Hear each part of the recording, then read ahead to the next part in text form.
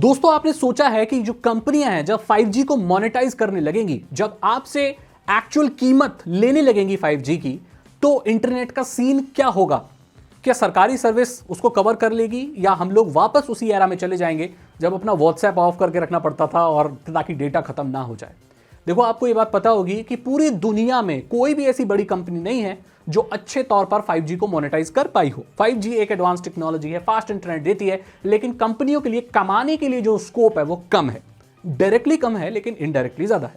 Indirectly अगर लोगों को अगर ज्यादा इंटरनेट मिलता है तो नो डाउट वो लोग 4K में स्ट्रीम करेंगे, OTT देखेंगे, क्रिकेट मैच देखेंगे, क्लाउड सर्विसेज इस्तेमाल करेंगे, बिकॉज उनके पास फास्ट इंटरनेट है।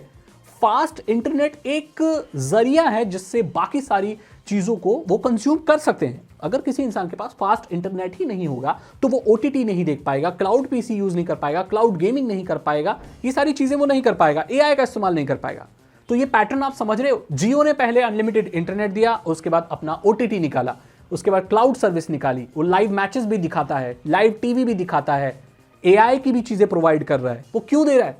क्योंकि वो अलोन 5G से नहीं कमा पा रहा, लेकिन लोग उसके 5G को इस्तेमाल करके उनकी बाकी सर्विसेज को इस्तेमाल कर रहे हैं और उससे इनडायरेक्टली जियो कमा पा रहा है। जियो इतनी बड़ी कंपनी है और उसके पीछे जो हाथ है वो आपको पता होगा कि दुनिया में सबसे अमीर इंसान में से हैं, और वो इसीलिए अमीर है कि उन्हें पैसा कमाना आता है। Simple as that. सो यहां पर क्या सिचुएशन होगी? अगर इन्होंने आगे चलकर 5G को मोनेटाइज कर लिया तो नो डाउट 5G के प्राइसेस 4G से ज्यादा होने वाले हैं, लेकिन नो डाउट आपको डेटा भी ज्यादा मिलेगा क्योंकि 5G एक फास्ट टेक्नोलॉजी है। और जब ये मैच्योर करेगी तो हम ये अनुमान लगा के चलते हैं कि हर जगह टावर अच्छे होंगे, नेटवर्क अच्छे होंगे, एंड जो स्पीड प्रॉमिस की जा रही है आपको वो स्पीड आपको दी जाएगी। ज्यादा टावर लगाए जाएंगे, ये सारी चीज, उसमें पैसा लगता है, वो आपसे वसूलेंगे।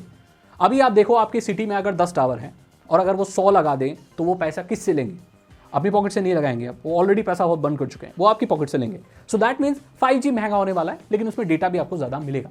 अब यहां पर बहुत सारे लोग हैं जो इस चीज को अफोर्ड नहीं कर पाएंगे। अभी मोस्टली इंडिया में ऐसे लोग हैं जो अगर एक्चुअल कीमत उनसे 5G की ली जाए तो वो प्रेफर नहीं करेंगे यूज करना। जो स्टूडेंट्स हैं, जो अभी कोई जॉब नहीं करते, बच्चे हैं, यंगस्टर्स हैं, तो वो लोग इतना अफोर्ड नहीं कर सकते भाई, उनकी पॉकेट मनी लिमिटेड है, उनके पेरेंट्स भी नहीं देंगे उतना। हाँ, जो लोग अमीर हैं वो कर पाएंगे, लेकिन नॉर्मली लोग नहीं कर पाएंगे। सो क्या होगा?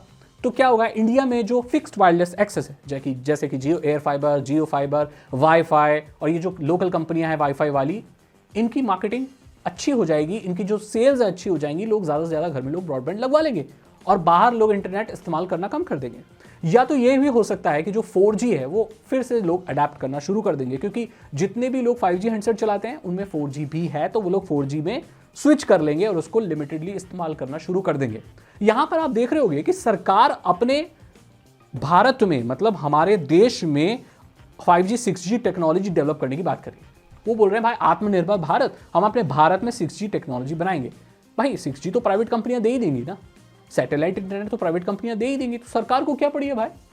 वो ये पड़ी है कि जब कंपनियां इसको मोनेटाइज करेंगी तो ये सर्विस महंगी होने वाली है। सरकार को ये बात पता है। देखो, डर से मेरी टेबल भी गिर गई, डर गई भाई मैं। तो उनको पता है कि ये कंपनियां महंगा कर देंगी तो नॉर्मल लोगों के पास बहुत प्रॉब्लम आने वाली है। तो अचानक सरकार तो सर्विस दे नहीं पाएगी, जैसे सरकार अभी कोई कदम नहीं उठाती और ये सारी प्राइवेट कंपनियों ने इंटरनेट महंगा कर दिया, तो सरकार पे वो लोग सवाल उठाएंगे ना, भाई BSNL क्या कर रहा है, ये कंपनियों ने महंगा कर दिया। तो सरकार एक हफ्ते के अंदर आपको दे नहीं पाएगी, सरकार को ये बात पता है। तो इसीलिए वो लोग अभी कोशिश कर रहे हैं, टेक्नोलॉजी डेवलप कर रहे हैं, BSNL के टावर इसीलिए लगाए जा रहे हैं ताकि एक बैकबोन रहे पूरे नेशन में, ऐसा ना हो कि हाहाकार मच जाए, इंटरनेट ना मिले। सो ये जरूरी है सरकारी सर्विस को डेवलप करना। तो ये चीजें होंगी जब ये लोग 5G को मोनेटाइज करना शुरू कर देंगे। अगर हमारे पास बैकअप हुआ BSNL का, सरकारी का, तो हम वहां पर चले जाएंगे और काफी हद तक क्राउड को संभाला जा सकता है, एंड वाईफाई और ये नेटवर्क भी संभाल लेंगे। अब यहां पर एक और सवाल शुरू होता है, जो 6 गीगाहर्ट्ज की जो फ्रीक्वेंसी है ना, इसीलिए उसकी डिमांड ज्यादा है। जो नेटवर्क ऑपरेटर्स हैं, जियो, वोडाफोन आइडिया, ये सब अपनी तरफ खींच रहे हैं कि ये वाला जो स्पेक्ट्रम है हमें दो, ताकि हम अपनी मोबाइल सर्विस को 6G को प्रोवाइड करें।